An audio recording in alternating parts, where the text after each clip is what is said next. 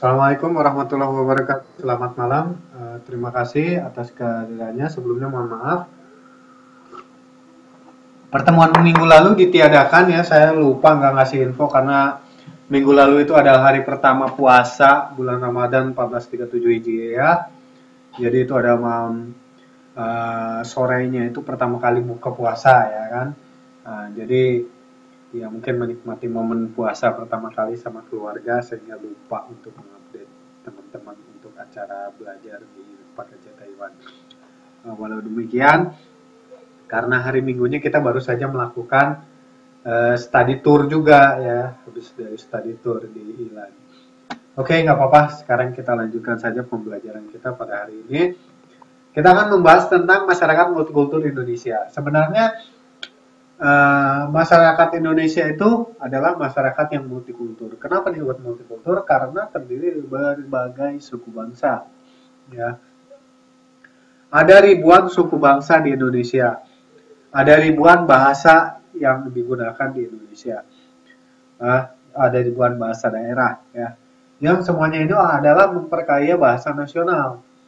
Dan ini sudah disadari sejak zaman dulu, sejak zaman pendiri Republik Indonesia, sejak zaman founding fathers kita, bahkan sebelum itu, sejak zaman pergerakan kemerdekaan Indonesia yang dikenal dengan gerakan Budi Utomo, ya, kemudian mundur lagi ke Sumpah Pemuda, ya kan?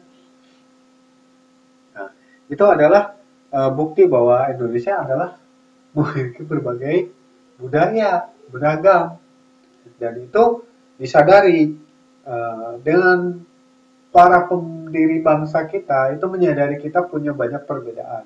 Tapi dengan menyadari perbedaan itu tidak dijadikan sebagai alasan untuk perpecahan. Justru disusun supaya menjadi satu kekuatan untuk melawan penjajahan Belanda, ya, seperti itu. Jadi ya seperti itu. Jadi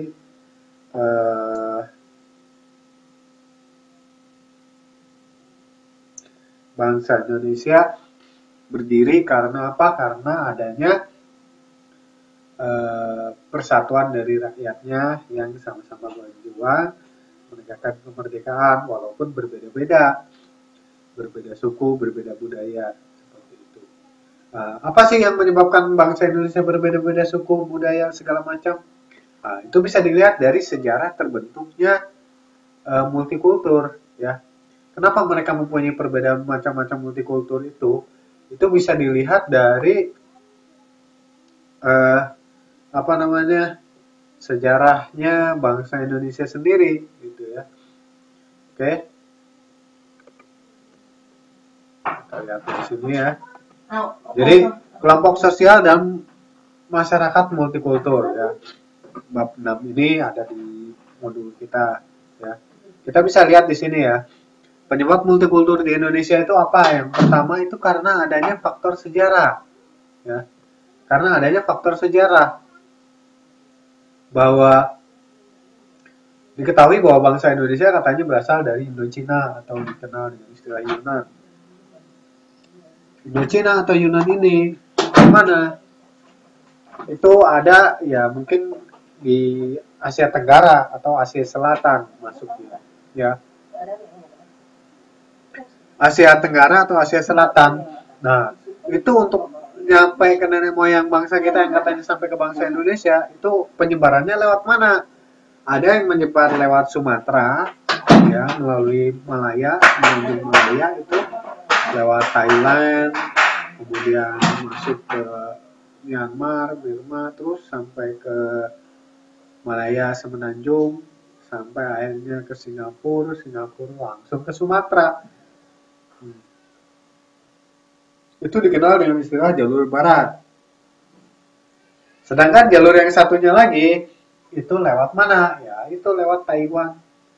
Lewat Taiwan ke sini nanti masuknya tembus ke Kalimantan atau lewat Sulawesi, Manado. Nah, itu dikenal dengan istilah jalur timur.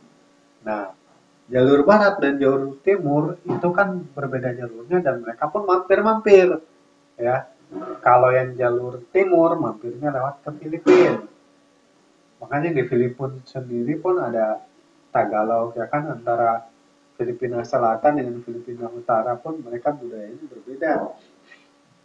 Nah, sama seperti Indonesia. Itu satu dari sejarah nenek moyang. Kemudian yang berikutnya berkaitan dengan sejarah penjajahan juga. Karena Indonesia berapa kali mengalami penjajahan ya. Ada yang mengalami lewat Portugis, bukan Portugal ya, zaman dulu itu Portugis. Kemudian ada juga oleh Belanda. Nah, keduanya ini memberikan budaya yang mempengaruhi terhadap budaya lokal Indonesia, karena bawaan dari bangsa Portugis dan bawaan dari bangsa Belanda. Kita sebelumnya sudah pernah belajar, ada yang disebut dengan asimilasi, ada yang disebut dengan akulturasi, dan itu pun terjadi sejak zaman dahulu, sejak zaman penjajahan. Tidak sedikit ada kaum penjajah yang menikah, walaupun menikahnya nikah kontrak gitu misalnya, dengan pribumi. Ya, kalau zaman dulu penjajah punya kebun teh kayak di Bandung ceritanya, mereka punya kebun teh, bangun kebun teh di Malabar di mana gitu ya. Nah, mereka terus sama gadis lokal nikah kontrak, tuannya Belanda, itunya lokal Sunda misalnya. Di situ ada asimilasi, itu ada percampuran kebudayaan, makanya di situ juga bisa terjadi multikultural gitu kan, seperti itu. Jadi faktor sejarah sangat mempengaruhi terhadap terjadinya multikultural di Indonesia. Nah, multikultural di Indonesia itu seperti itu. Kemudian yang berikutnya, ya, yang berikutnya yang mempengaruhi multikultural di Indonesia itu adalah letak geografis. Indonesia itu adalah bangsa yang besar. Kalau dihitung-hitung, Indonesia itu hampir sama separuh Eropa. Kenapa? Karena kalau terbang dari Aceh ke Papua itu kurang lebih 6 jam kalau nggak salah. 6 jam sampai 7 jam. Itu sama kalau di London gitu pokoknya Eropa Barat ke Eropa Timur lah, dari ujung ke ujung gitu kan. Nah, itu artinya apa? Indonesia tuh luas. Letak geografisnya diapit oleh dua benua. Benuanya mana? Benua Australia dan benua Asia. Itu. Kemudian diapit juga oleh dua samudra. Ada samudra Indonesia dan ada samudra Pasifik. Ya. Samudra Indonesia itu berarti yang mengarah ke Australia, ya kan. Sedangkan samudra Pasifik itu yang mengarah ke sini, ke Taiwan, ke Filipina, ke Hawaii, ke Amerika, itu kan Pasifik. Ya, jadi begitu. Bahwa Indonesia letak geografisnya sangat strategis diapit oleh dua benua. Otomatis dua benua ini juga penduduk aslinya lain-lain, punya budayanya juga lain-lain. Seperti itu, ya. Oh ya, ada pertanyaan? Yang mau ada pertanyaan silakan. Ya, ya, waalaikumsalam. Sekali lagi saya mohon maaf minggu kemarin ya saya tidak memberikan informasi untuk pelajaran di kelas ya karena baru hari pertama puasa kemarin ya, apalagi habis jalan-jalan dari minggunya kan habis tadi ya. Jadi ya mohon maaf saja kalau kelas minggu lalu saya tiadakan. Tapi yang penting teman-teman tetap semangat belajar ya.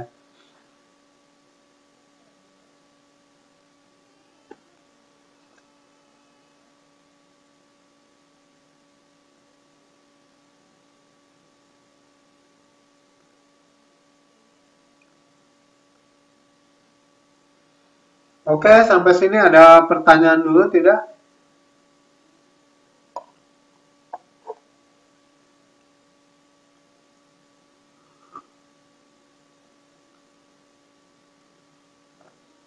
Ada pertanyaan tidak?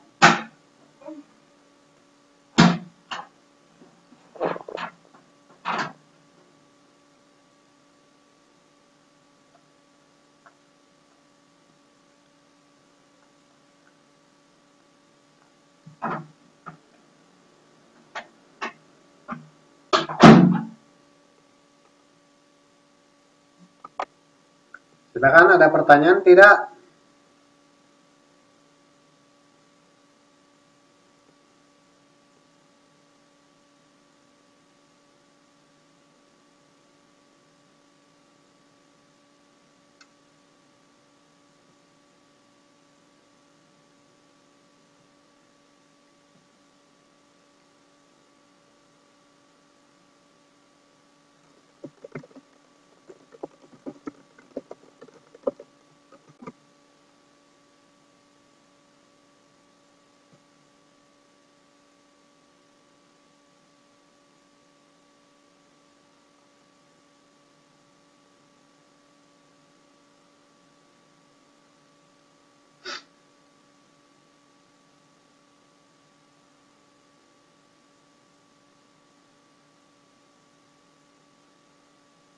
Tidak ada pertanyaan?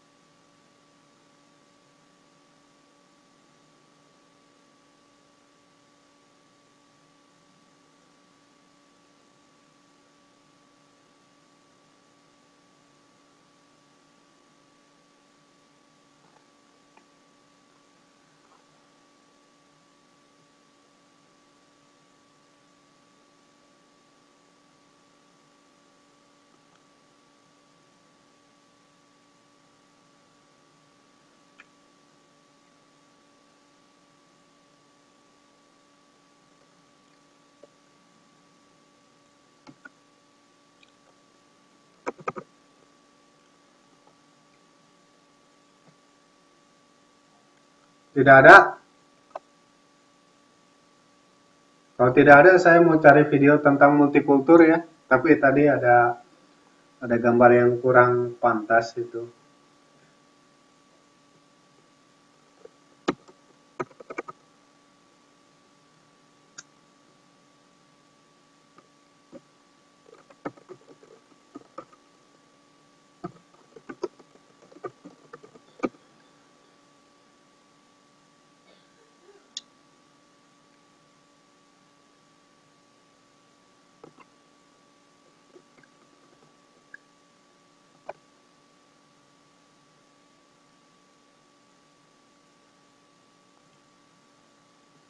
Oke, coba kita lihat videonya.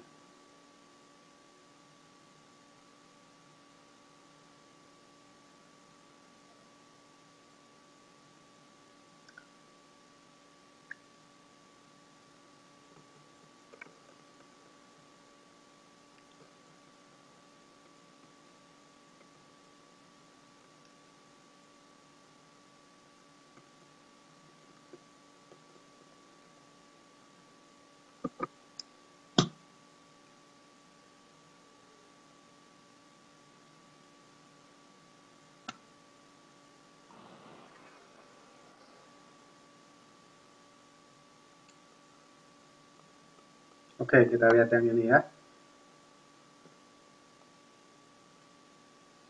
Oke ya. Layarnya kelihatan tidak?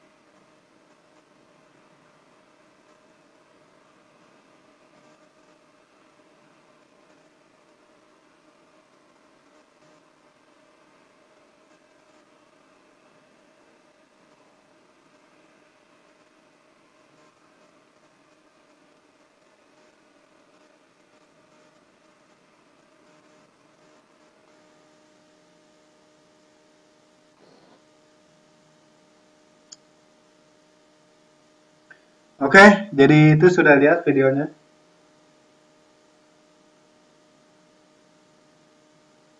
Keren sekali ya. Kalau udah punya duit nanti pulang jalan-jalan keliling Indonesia, ya. Iya, mencintai negeri sendiri daripada ya. Ya kalau di sini jadi Taiwan dari ujung ke ujung sudah dijelajahi. Kenapa tidak Indonesia dari ujung ke ujung dijelajahi? Ya, dari Aceh, Sumatera ya, sampai ke Papua dijelajahi semua. Oke, sampai sini jelas. Ada pertanyaan tidak?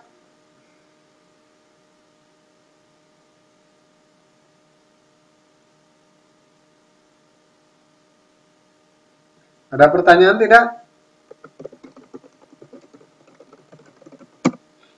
Ya, itu tadi kita lihat video Wonderful Indonesia ya.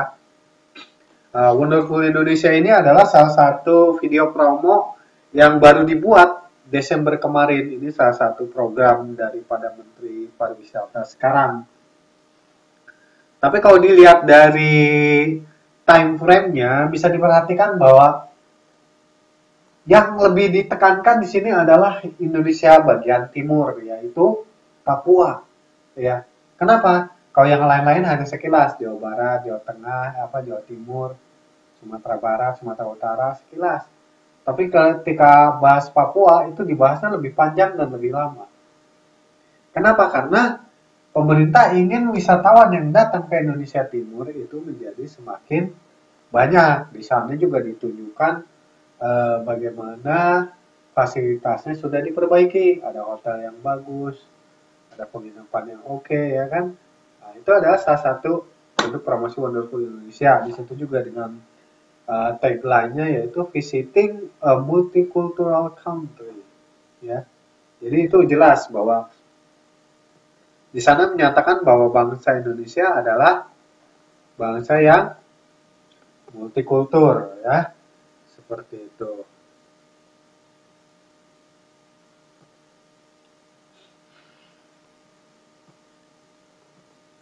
Sampai sini ada pertanyaan? Oke, kita lanjut. Oke, kalau kita lanjut, tadi sudah dilihat tadi kan bagaimana bangsa Indonesia menjadi multikultural. Multikultural tadi pertama karena faktor sejarah. Kedua yang berpengaruh itu adalah letak geografis. Kemudian yang ketiga apa? Yang ketiga adalah apa yang memberi pengaruh?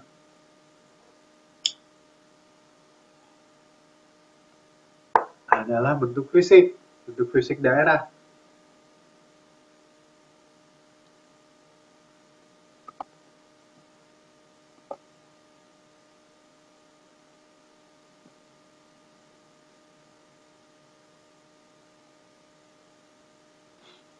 Jadi penyebab multikultur di Indonesia itu sekali lagi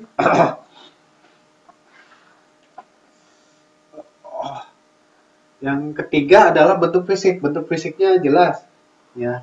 Yang namanya bentuk fisik itu mempengaruhi orang tinggi sama orang pendek itu kebudayaannya lain, cara-cara bertahan hidupnya lain. Orang gemuk sama orang kurus, cara bertahan hidup, cara mensosialisasikan dirinya juga lain. Nah dari situ kita bisa tahu bahwa bentuk fisik juga mempengaruhi terhadap kebudayaan. Ya. Dan yang terakhir adalah struktur geologi, bahwa tanah-tanah di Indonesia itu beraneka ragam, ada yang pantai, ada yang perbukitan, ada yang pegunungan, kemudian juga daerahnya ada yang batu kapur, cadas, ada yang tanah biasa, subur, ada juga yang padang savana. Nah, itu struktur geologi, tanah-tanahnya tingkatannya lain-lain, jenis-jenisnya. Otomatis budaya masyarakatnya juga lain. Contoh di Jawa Tengah itu daerah mana itu Wonogiri atau daerah mana itu Gunung Kidul ya? Ya, di Jogja ya. Ada namanya daerah Gunung Kidul yang dari tahun dulu sampai tahun sekarang katanya terkenal dengan kekeringan. Setiap kali musim kemarau, daerah Gunung Kidul itu adalah daerah yang terkena kekeringan. Oh, itu otomatis budaya masyarakatnya berbeda dengan budaya masyarakat yang banyak air misalnya. Kalau yang banyak air mungkin mandi sehari 2 kali, 3 kali, tapi yang di Gunung Kidul mungkin mandi 3 hari sekali atau malah seminggu sekali. Mungkin yang orang Jawa mungkin lebih tahu lah. Itu otomatis akan mempengaruhi terhadap budayanya seperti itu ya. Oke, yang berikutnya proses terjadinya keragaman suku bangsa di Indonesia. Keragaman suku bangsa di Indonesia itu bagaimana? Ada di bagian barat, bagian tengah, dan bagian timur. Oh iya, saya jadi ingat. Ngomong-ngomong, minggu lalu kan ada tugas ya? Bukan ada tugas, iya. Kita lagi ngebahas soal. Nah, soalnya gimana ya? Coba saya cari dulu. Lupa saya.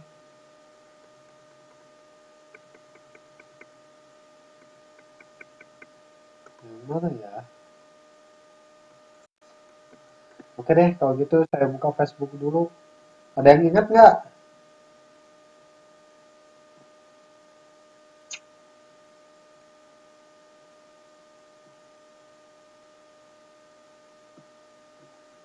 Coba ya. Stop. Oke. Ada yang simpen soalnya nggak?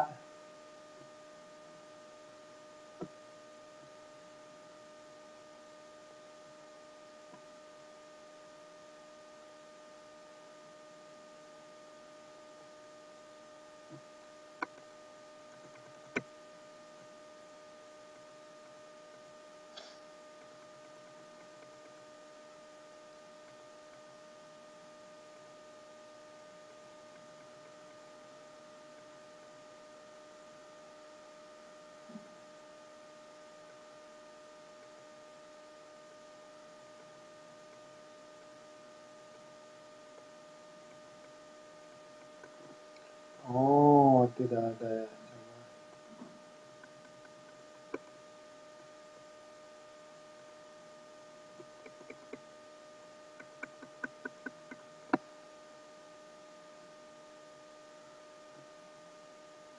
Bentar, saya cek dulu ya.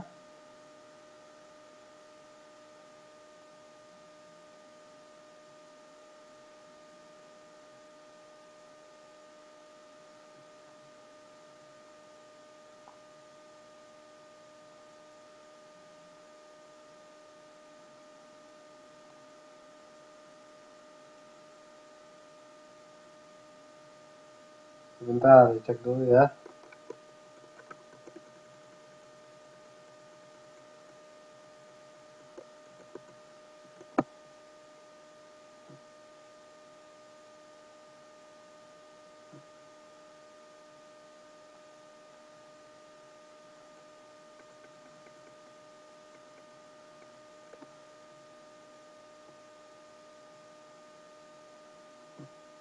Oke.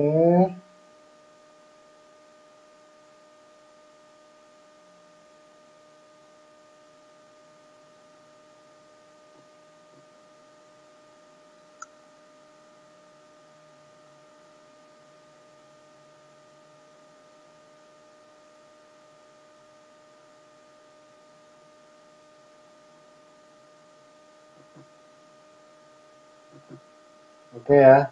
Sebentar.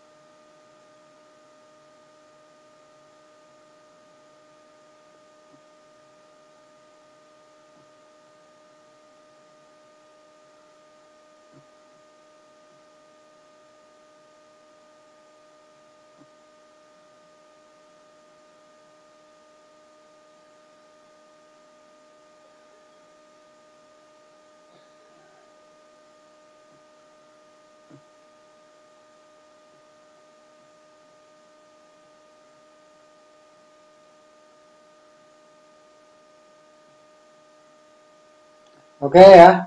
Kemarin kita bahas sampai nomor 20 ya. Sampai halaman 20.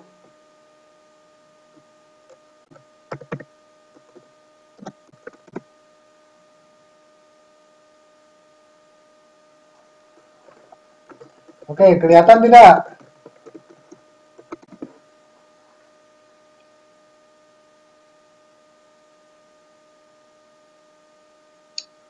Betul, sampai nomor 20 ya kan? Nah, layarnya hitam. Oh, begitu. Semuanya hitam nih. Oke, sebentar.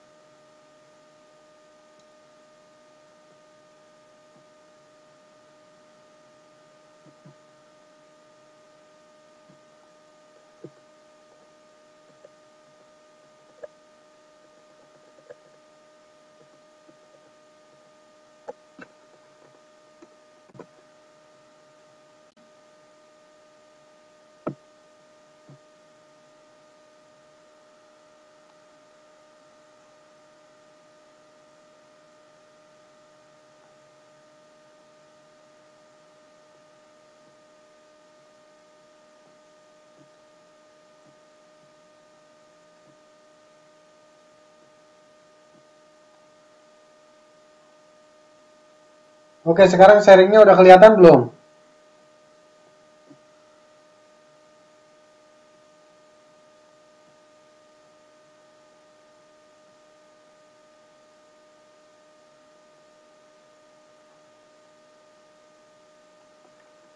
Sudah kelihatan belum sharingnya?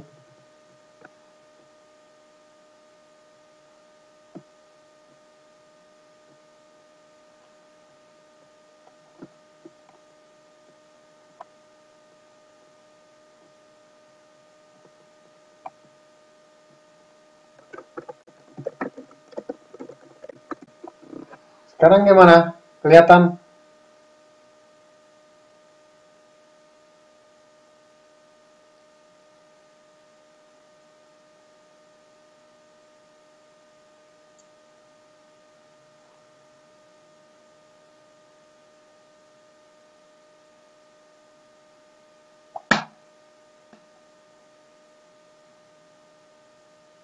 Oke, kelihatan nggak? Halo? Oke ya.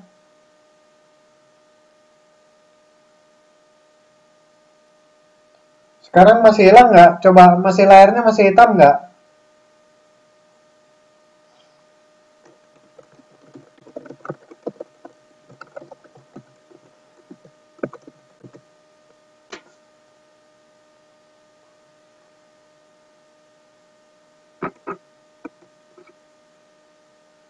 Ada ya? Oke, kalau ada kita bahas dari nomor 20 ya. Sejumlah orang yang mengerumuni korban kecelakaan mobil. Itu merupakan contoh apa? A. Kelompok dalam, B. Kerumunan, B. Kelompok luar, D. Publik, D. Kolektif. Mana kira-kira jawaban yang betul?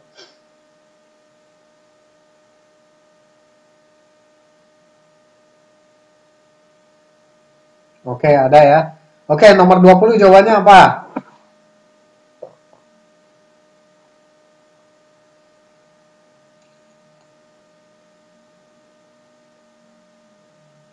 Oke ya. Sejumlah orang yang mengerumuni korban kecelakaan mobil merupakan contoh apa?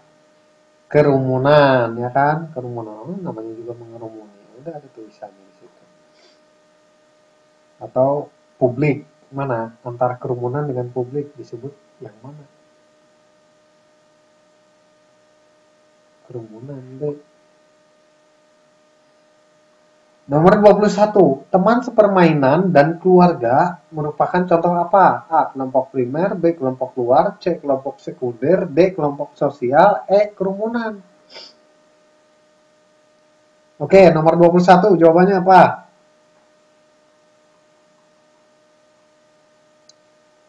Nomor 21 jawabannya?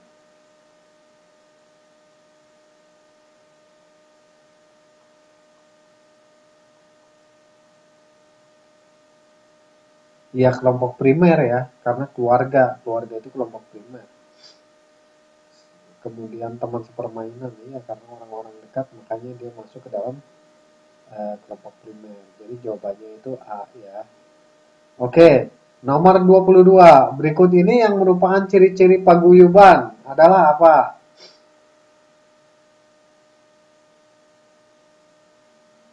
Ciri-ciri paguyuban.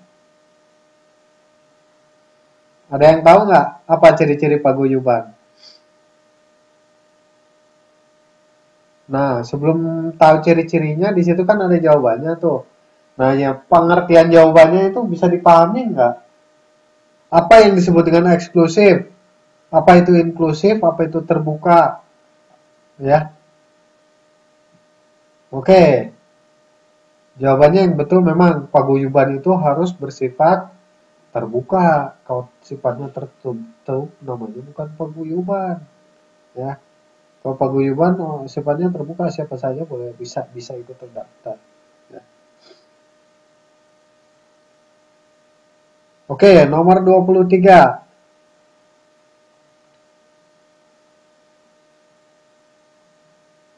Nomor 23. Nah, ini lagi rame nih. Pandangan yang menyatakan bahwa orang Cina itu bersifat licik merupakan contoh apa? A. Stereotip, B. Antipati, C. Antagonis, C. D. Prasangka, E. Primordialisme. Mana yang betul?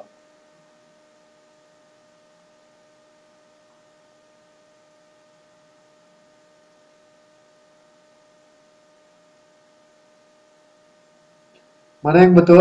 Pandangan yang menyatakan bahwa orang Cina bersifat licik merupakan contoh apa?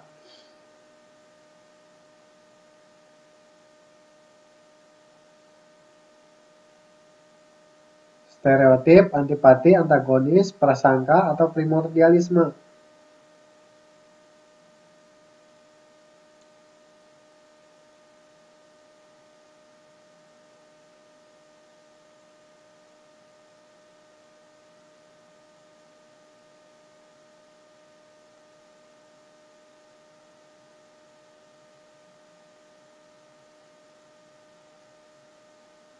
Yang betul adalah prasangka ya. Karena kan tidak semua orang Cina itu bersifat licik. Itu hanya prasangka. Sedangkan stereotip, kalau stereotip berarti dia punya dua sifat. Itu disebut stereotip. Ada kanan kiri. Itu stereotip. Kalau antipati itu berarti tidak suka ya kan. Kalau antagonisme itu menyatakan penjahat.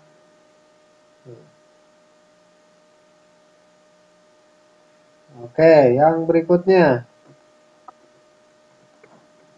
Yang termasuk ke dalam bentuk dominasi adalah apa itu? Yang masuk ke dalam tadi yang masuk ke dalam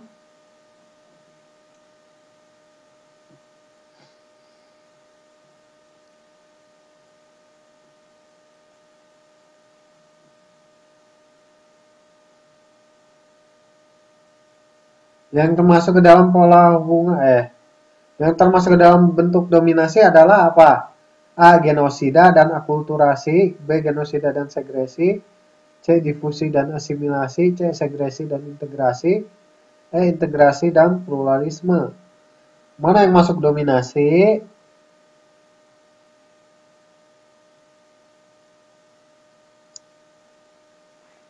Wah, ini pertanyaannya agak ilmiah banget ini.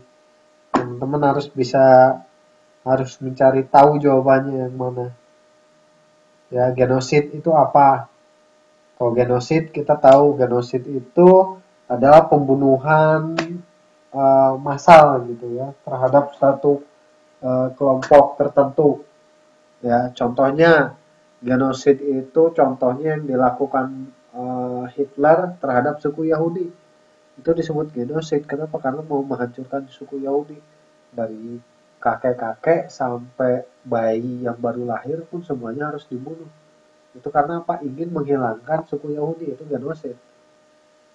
Ya. Kemudian akulturasi. Masa akulturasi nggak tahu kan sering dibahas.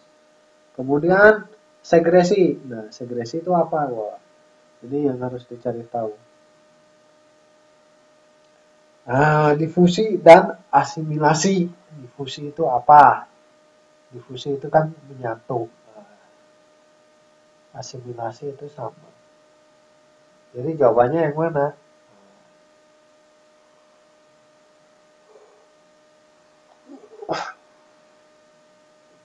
Dominasi itu contohnya genosid dan segresi. Oke, nomor 25.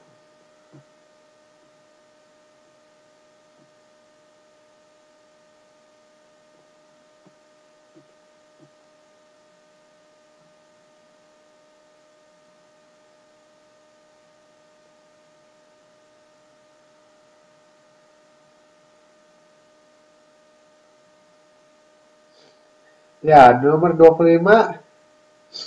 Wah, sebentar. Jawabannya apa yang nomor 24? Nomor 24 itu pertanyaannya genosid dan segresi. Itu ada dominasi ya.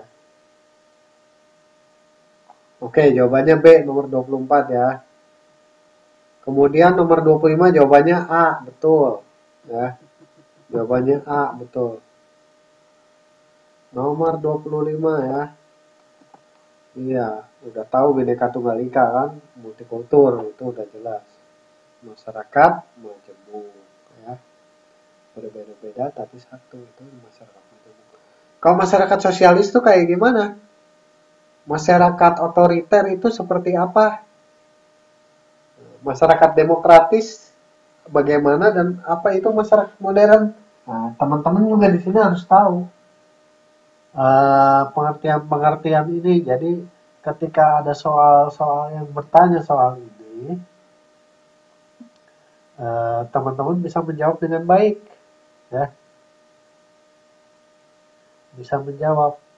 Oke, nomor 25 jawabannya A. Tapi pengertian B-nya apa itu? Masyarakat apa itu? Masyarakat sosialis. Kalau masyarakat sosialis itu seperti apa sih? Ada yang tahu tidak?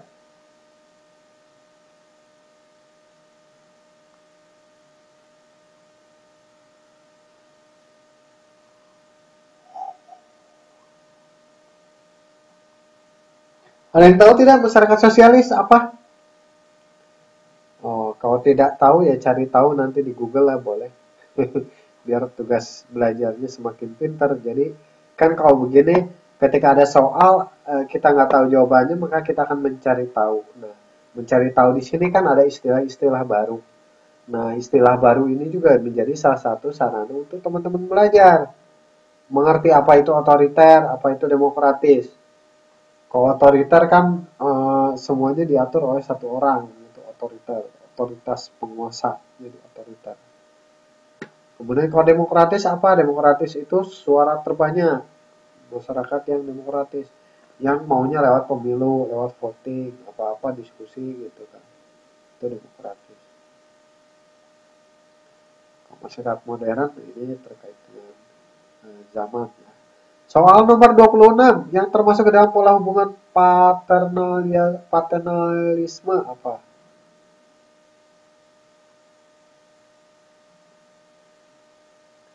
Masyarakat mana? Paternalisme itu apa jawabannya? Nomor 26 jawabannya apa?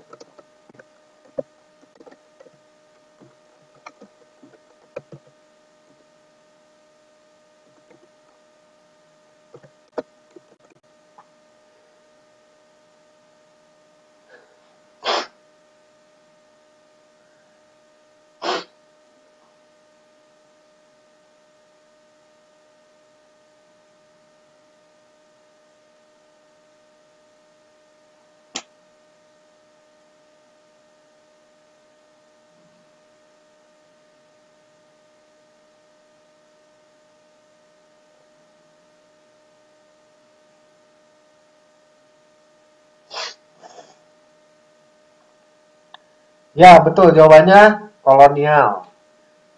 Oke, udah tahu kan apa itu hubungan paternalisme? Sudah tahu ya? Oke, jadi nggak ada masalah di sini. Tapi tahu kan masyarakat-masyarakat di sini apa saja? Masyarakat madani, masyarakat agraris, masyarakat status.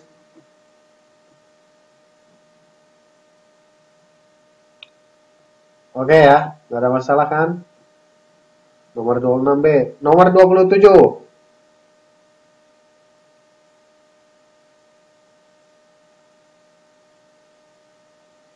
Nomor 27 Gregorianismus. Keinginan manusia untuk hidup bersama dengan orang lain apa itu?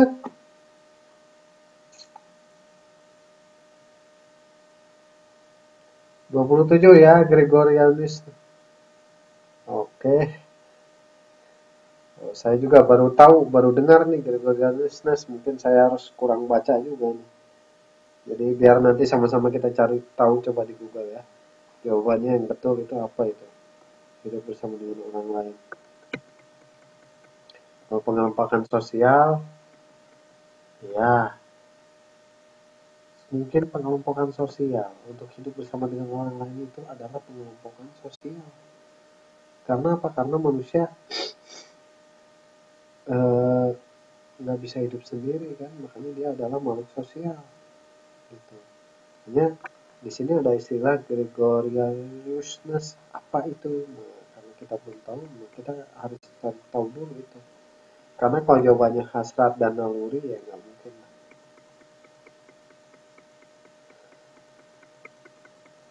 Oke, selanjutnya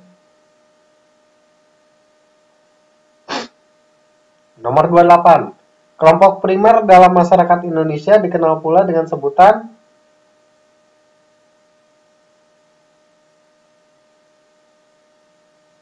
kelompok primer. Masyarakat Indonesia siapa? Masyarakat pedesaan, masyarakat majemuk, atau kelompok sosial? Jawabannya yang betul adalah ya, kelompok sosial, namanya kan di situ kelompok primer. Oke, nomor 29.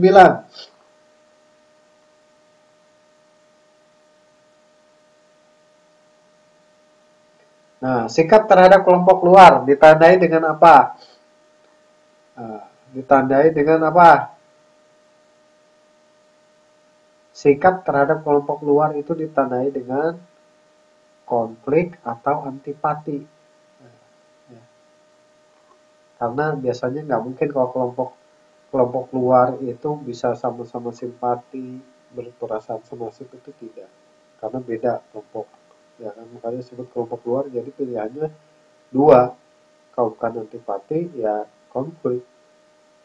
Tapi kemungkinan karena ini bicaranya sikap berarti sikapnya adalah antipati. Nomor 30.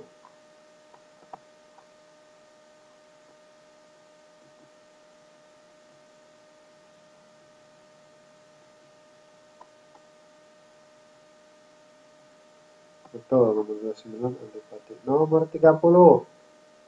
Kinloch mengemukakan kriteria yang mendasari hubungan antar kelompok, yaitu kriteria kebudayaan, kekuasaan, pekerjaan, peranan sosial, atau kriteria pendidikan. Oh, ini harus baca buku karena ini soalnya ada tokohnya, jadi harus Google juga ya. Siapa itu Kinloch? Itu mungkin teman-teman tahu yang sudah googling mungkin tahu berdasarkan luar masuk suara nggak ada. Teman-teman dengar nggak ya? Teman-teman nih, oh di sana coba.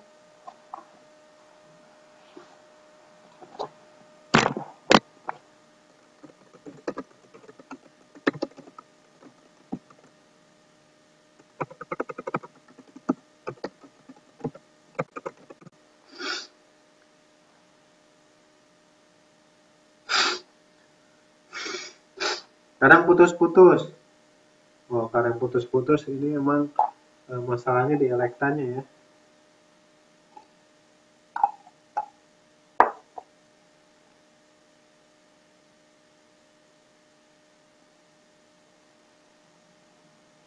Ya, final.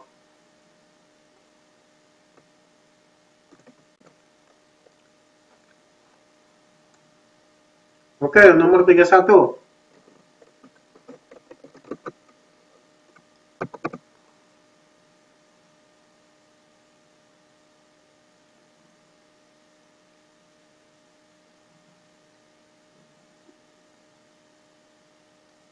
Karakteristik keragaman masyarakat menurut Van den Berg adalah, wah ini juga harus tahu, ini harus baca buku. Kenapa? Karena ini bicaranya tokoh.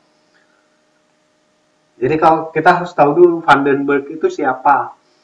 Terus dia mengeluarkan pernyataan apa saja. Seperti itu. Jadi adanya dominasi politik oleh suatu kelompok atas ke kelompok lain. Betul. Masyarakat majemuk ya begitu.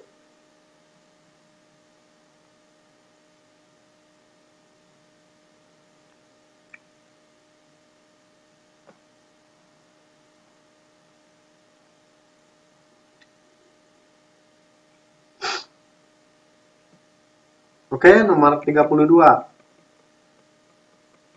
Dasar berpikir dari masyarakat multikultural adalah apa?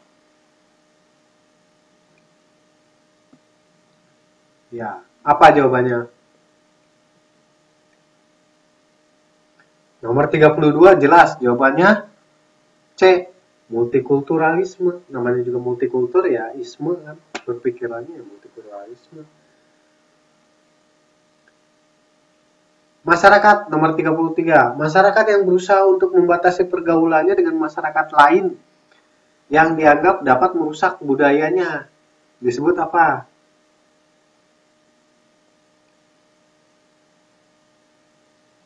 Jawabannya eksklusif ya.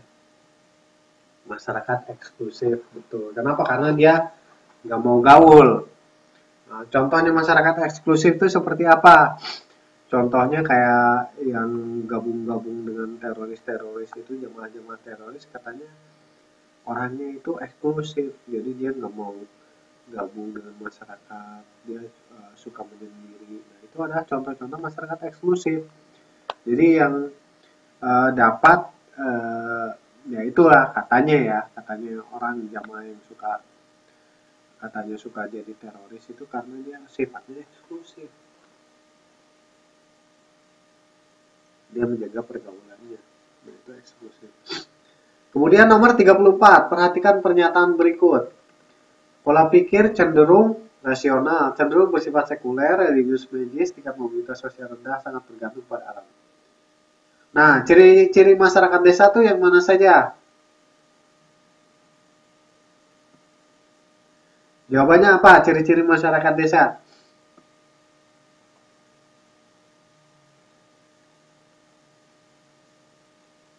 Masyarakat desa itu religius magis, berarti nomor 3 ya. Dia punya kepercayaan terhadap magisnya tinggi, itu masyarakat desa biasanya seperti itu. Mobilitas sosial rendah, betul, karena dia jarang kemana-mana, di rumah saja. Dan yang kelima, sangat tergantung pada alam, betul. Berarti jawabannya adalah 345. 345 itu berarti jawabannya adalah E, ya, betul. Nomor 34 jawabannya adalah E. Nomor 35. Faktor yang mempengaruhi terjadinya konflik dalam masyarakat Indonesia adalah apa?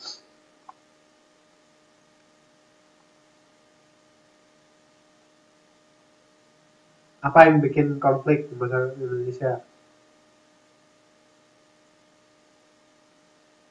Ya, itu bisa berupa A, bisa berupa E.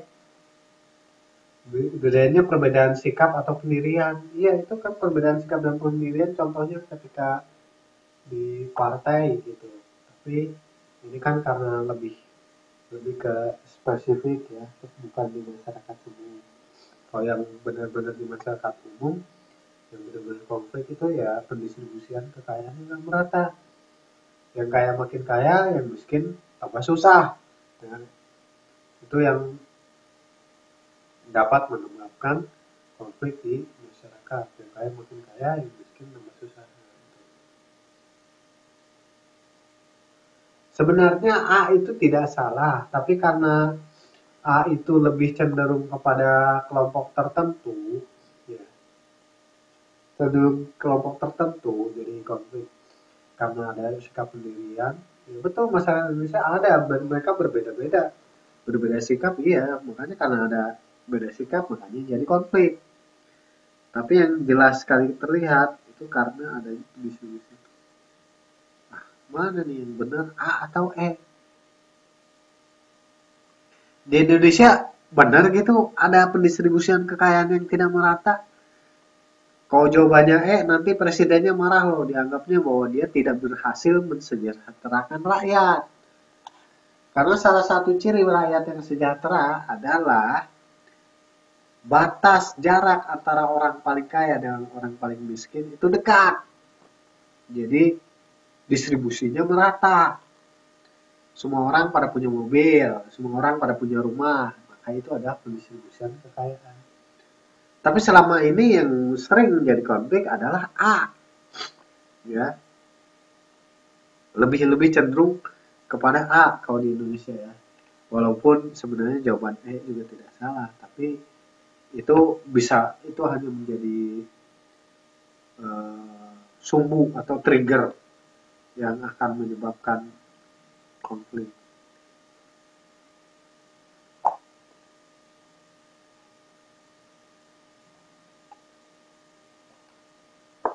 Ya. Yang berikutnya, nomor 36. Dari segi lokalitas, masyarakat Indonesia dibagi menjadi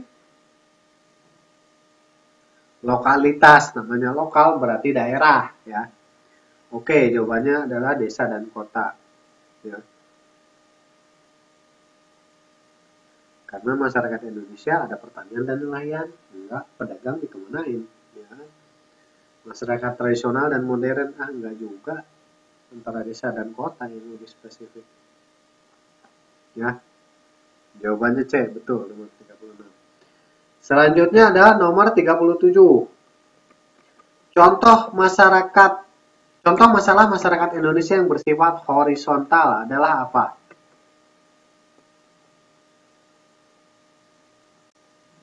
Ya, contoh masalah masyarakat yang bersifat horizontal adalah apa?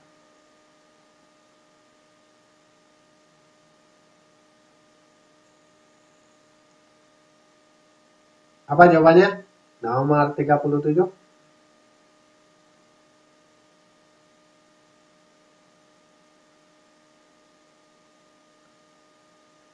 Yang bersifat horizontal. Salah. Ya. Horizontal itu berarti mendatar. Kalau vertikal itu ke atas, bawah. Kalau horizontal itu sejajar. Jadi, masyarakat Indonesia yang bersifat horizontal makanya disebut dengan konflik horizontal. Konflik antar kelompok, kelompoknya posisinya sama-sama. Itu jawabannya adalah suku bangsa dan agama. Ya, jawabannya adalah D. Yang bersifat horizontal, betul D. Makanya disebut konflik horizontal. Ya, kan bukan konflik vertikal. Ini kan yang ditanya kan yang bersifat horizontal. Horizontal itu apa? Itu yang disebut dengan SARA. Itu kan konflik horizontal. Suku, agama, ras, suku bangsa, SARA. Nah, kalau kekayaan dan kekuasaan, kekayaan dan suku bangsa itu bukan. Karena kekayaan dan kekuasaan itu pasti bersifat vertikal, yang kaya dan yang miskin, ya kan? Antara pemerintah dan rakyat. Contohnya ketika kasus gusur-gusuran itu juga itu kan konflik vertikal antara gubernur melawan rakyatnya seperti itu. Jadi jawabannya adalah D, suku bangsa dan agama. Nah ini juga, jadi teman-teman juga harus hati-hati ketika menemukan soal seperti ini, ya harus dipikirkan dengan baik, jangan terburu-buru ya, jangan terjebak. Ini seninya sosiologi seperti itu, banyak soal yang dekat-dekat mirip-mirip, kalau kita tidak teliti malah kita salah menjawabnya. Nomor 38. Faktor-faktor yang mendorong keragaman masyarakat Indonesia adalah tadi itu ada tadi baru datang di kelas saya beneran kan ya kan, keadaan geografis betul ya kan, sumber alam yang melimpah, oh iya, mata pencarian yang berbeda, realitas sosial dan budaya yang khas, adanya dominasi terhadap minoritas. Yang betul adalah A jawabannya ya kan, tadi sudah disebut ada faktor geografis, faktor geologis, ada faktor apa itu sejarah ya kan. Nah, kemudian nomor 39.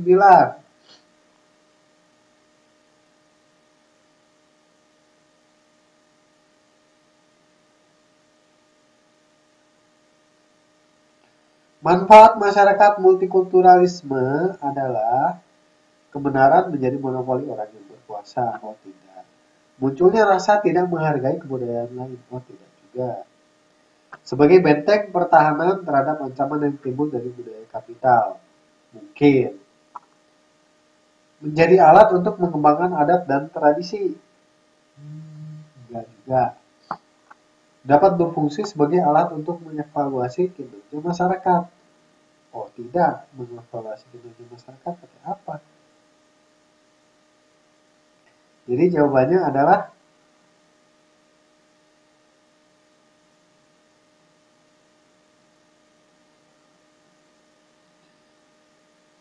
alat untuk mengembangkan adat dan tradisi atau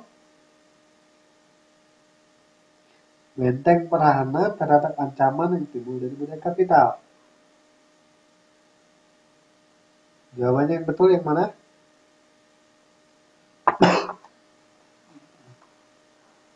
Betul, multikulturalisme bertahan dari budaya kapital.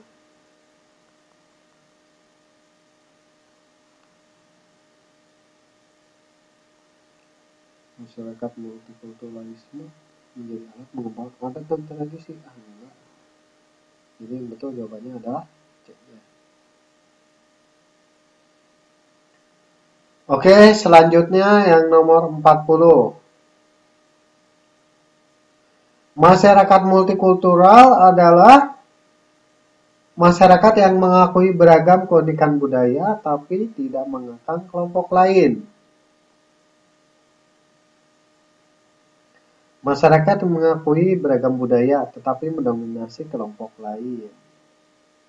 Masyarakat yang memiliki subkebudayaan yang berbeda. Masyarakat yang mengakui keragaman kelompok lain tapi seringkali mengalami konflik. Atau masyarakat yang berintegrasi dalam satu pemerintahan yang otoriter. Tentu saja jawaban yang betul adalah yang C. Betul sekali ya. Jadi jawabannya adalah yang C. Jadi masyarakat yang memiliki subkebudayaan yang berbeda. Makanya itu ada multi. Multi itu banyak ya. Oke, sampai sini selesai sudah latihan soal kita. Mungkin nanti minggu depan kita akan bahas soal. Saya akan tunjukkan dulu. Ini teman-teman sudah mengerjakan belum ya yang ini?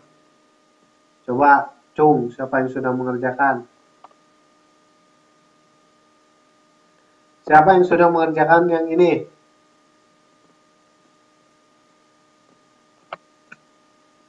Siapa yang sudah mengerjakan?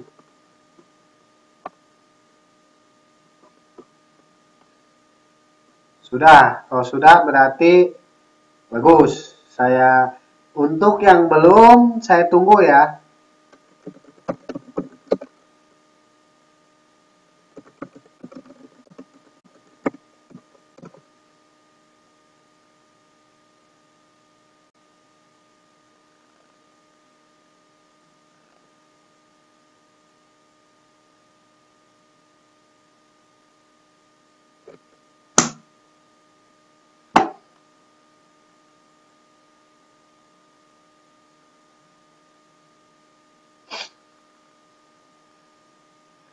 Oke, kalau yang belum saya tunggu.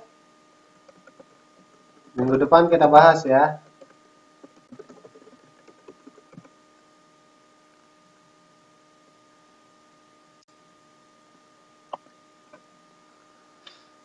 Oke, minggu depan kita bahas untuk tugas yang ini.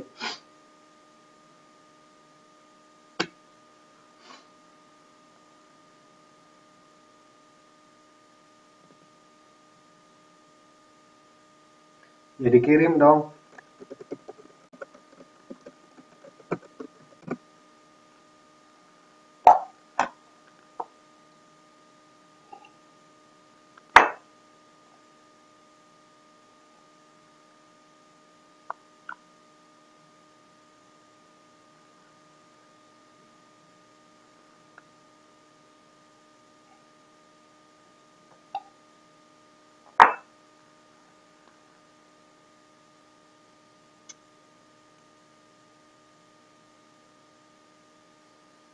Nah,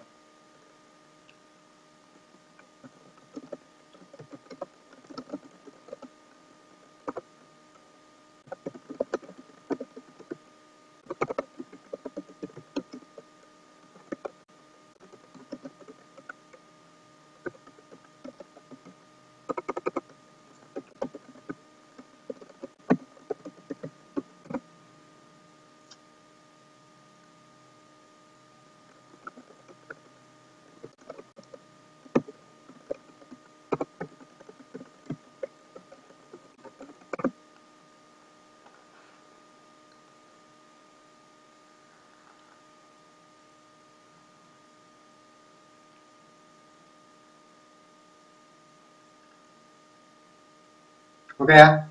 Tugasnya seperti biasa dikirim ke email nanti supaya mudah di trackingnya. Jadi kalau di inbox itu saya kan banyak pesan kadang dari teman-teman saya juga pada kirim inbox segala macam mau numpuk semua nanti nyarinya susah harus satu-satu tugas siapa aja gitu.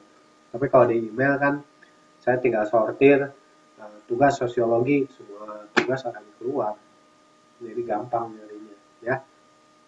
Jadi itu jadi saya supaya ngeceknya lebih mudah ya. Jadi mohon untuk tugas dikirimkan saja ke email. Oke, sampai di sini dulu. Waktu sudah menunjukkan pukul 10.30. Mohon maaf, malam ini saya telat masukin kelas. Tadi baru mulai jam 9 lebih. Ya, maklum lah karena baru selesai taraweh jam 9-an lebih gitu kan. Terus langsung online.